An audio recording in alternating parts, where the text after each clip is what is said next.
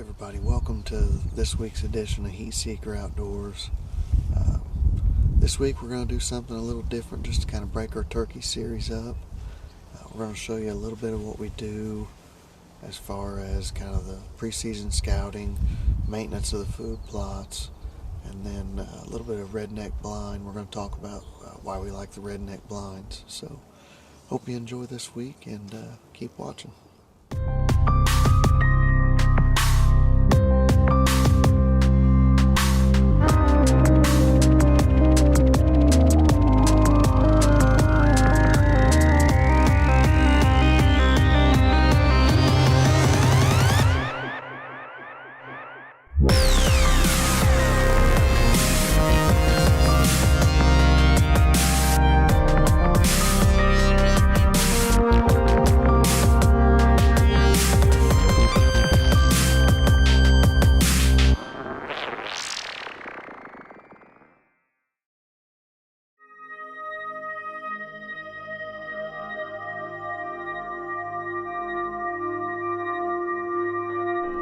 Hey everybody, we're here. It's the first week of April and we're doing some turkey scouting for our 2020 season here. Our season doesn't open up till April 22nd. Indiana's season's always kind of come in late. We've actually had birds strutting on camera down on Big Rack Farms since the middle of March. So our season's always come in late and we just deal with it. But we're going to hang our covert scouting cameras out today. And we're right next to the blind that Hayden missed his turkey out of last year. And we're hoping, right here close to home, we can sneak over here. Youth season opens up here in just a couple weeks for us. So I'm hoping to get Sissy on a bird, but we're going to go ahead and get our cameras hung up and hopefully we'll have some good recon.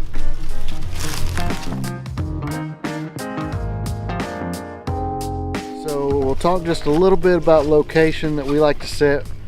With turkey, it's not like deer. We're not setting on trails, things like that, scrapes.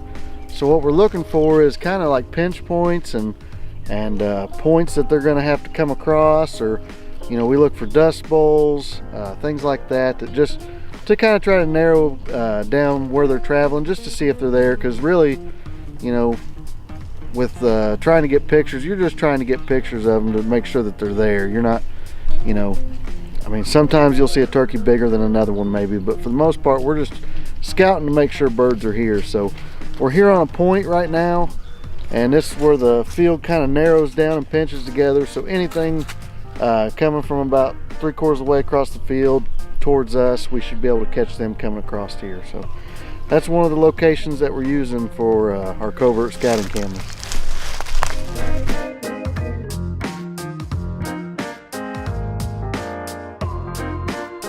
Alright, so we got our last camera hung here in our spot close to home, and we just kind of want to finish up by talking a little bit about covert cameras. Their price point's effective, they take great pictures. For years we've tried all sorts of different cameras, we've never really been brand specific, and covert just seems to take the best pictures, the most pictures, the best capture. As far as we catch more deer coming in front of it, more turkeys coming in front of it, and the cell cameras work great. The service is awesome. So I highly recommend that if you're going to go out and purchase some trail cameras this spring or fall, to give covert a shot.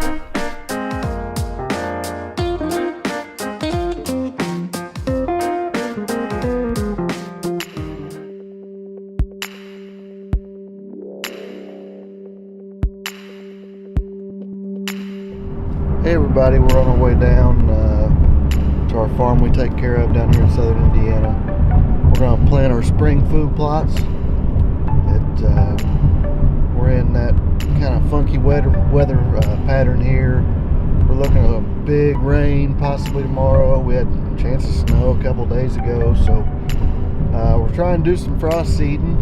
We're hoping that we're still in time enough to hit that frost, but looking at about 1 inch of rain tomorrow, so we're hoping to get our seed in the ground, get a good rain on it, and then they're talking about temperatures almost hitting 70 by the end of the week. So I think we're in the right weather pattern, and we're gonna see what happens here. Turkey season's about a month away, so we're gonna give it our best. We're here, we're in our Patricia plot. This is a brand new plot that we made last year. Actually, Bo and I planted what you can see here. We came in here with a dozer. This was kind of just a scrub brush, kind of some Osage trees, things like that. We came in with a dozer, knocked that out, and then we ended up planting our fall plot last year on the other side of this, and then we did some clover here. We're just going to come in today, put some more clover down just to kind of, you know, last year they just decimated it. We're just going to lay some over top of it. We're using our Antler King trophy clover, and that's been what we found that's worked the best. So right now we're going to pull, the kids are going to be picking sticks up, throwing them out of the plot, sticks and rocks. I'm going to spread some seed, and then we're going to drag it here in a minute after we get done with that, and we'll show you all that.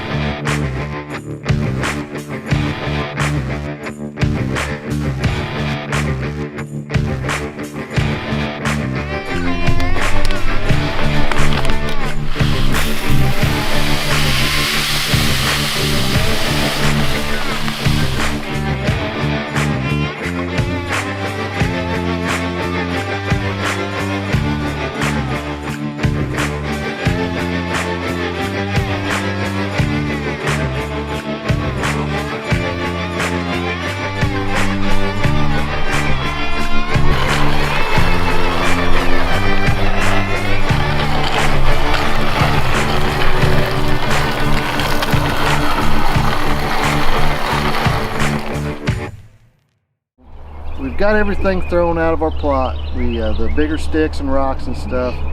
One thing that I like to do, and you can do this step anytime, we're doing it today because we got a little bit of time. I like to find where my deer are coming in and out of the plot from. And a lot of times, if it's a newer plot especially, I will actually create that, you know, using their travel. But they obviously travel this trail right here behind me. And so what I'm going to do is I'm just going to go about 20 feet and just clear that up to make sure that they're coming in. This entry right here is perfect for us because the wind prevailing typically would be going to us from right here. So we kind of want the deer to enter from here because as soon as they step into our plot here, we have about a 30-yard shot from our redneck ghillie blind. But we're going to create an entry point here and an entry point on the other end of this point. We've already created one for our other side of our plot, but that's just another tip. When I'm putting food plots in, I like to try to control the deer movement in or out. Alright, so we're here in our food plot that we planted last year. If you go back to season 1, I think it was episode 4, somewhere right in there. And this is our plot that we planted last year. And obviously, right now, it needs sprayed. I mean, we're chock full of nasty weeds and this and that, but there is good clover coming through this. The only thing that I've done is I came back in with some of our Antler King trophy clover, which is clover and chicory, and I just kind of respread it a little bit. You know, frost seeded it, and then we had some good rain hit it after that. So we got a lot of pictures in this field, and you know, it's already kind of performing for the year. Got our redneck ghillie ready to go, and that's our Lucky Charm plot. So just to kind of wrap this week up, we just wrapped up turkey hunting for today. We got a week left in season. We wanted to wrap this week up and talk about the redneck ghillie blind, which is my favorite blind to hunt out of.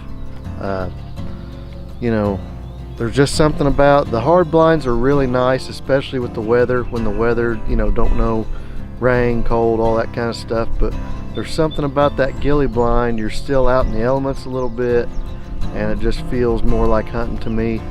But the ghillie, it's, you know, one person can assemble everything. A whole lot easier if you got two people. Josh and I assembled. We had a 5-foot stand, and we put this one together. This one's going up in our pasture food plot, and we've put together the 5-foot stand. We actually forgot to get the platform for this setup, so we built a platform out of just regular deck boards, 8-foot deck boards, and it worked just fine. We'll probably come back in this summer and either do like a foam floor or a carpet floor for it, just to kind of keep the noise down in it a little bit. But once we got that assembled and everything, you know, the two of us were able to lift that up on top of that with no problem. One person could probably tilt it up or use a board and slide it up, or whatever they need to do there. But once we got it on, you know, we fixed it to the platform we built, and honestly, that blind will last for years and years to come. Something I like about the ghillie is you have a lot of shooting window options. Your corner windows are actually long windows, so you can open those up for an easier bow shot.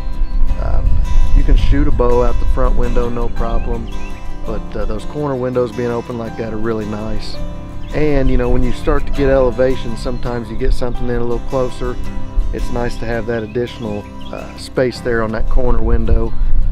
All the windows have a sliding mesh camoed out screen, and so, you know, what we do a lot of times is we'll open our shooting windows up, and then we'll make peep windows using those, and actually use those screens for that.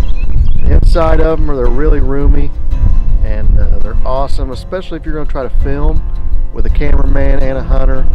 It really works out well to have, you know, that much room and space in there. And we've gotten away with a ton of movement, turkey hunting and deer hunting in that blind. And honestly, if you're looking at a semi-permanent or permanent blind for your deer or turkey season, look no further than Redneck blinds and try out the Redneck ghillie, and you won't be disappointed.